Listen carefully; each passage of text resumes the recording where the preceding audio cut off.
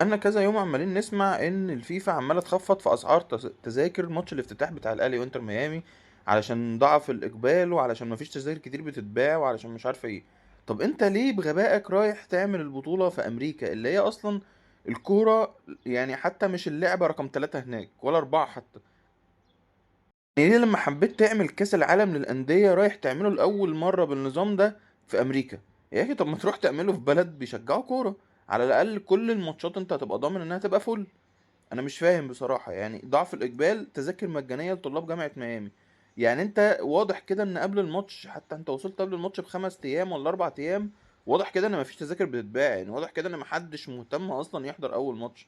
انت ممكن تخش الماتش تلاقي شوية جماهير الاهلي اللي هم الجالية والرابطة اللي هناك ومش عارف ايه، ومش هيكملوا مثلا 2000 3، وتلاقي بقية المدرجات فاضية.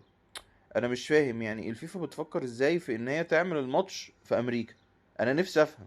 يعني اللعبه الاساسيه عندهم بيسبول وامريكان فوتبول وام بي اي، دي اللعبه الرابعه ولا الخامسه كمان هناك.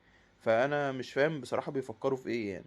اتمنى بقى ان يبقى في جماهير، واتمنى يعني قبل ان يبقى في جماهير نتمنى ان الاهلي يعمل ماتش كويس ويكسب بقى.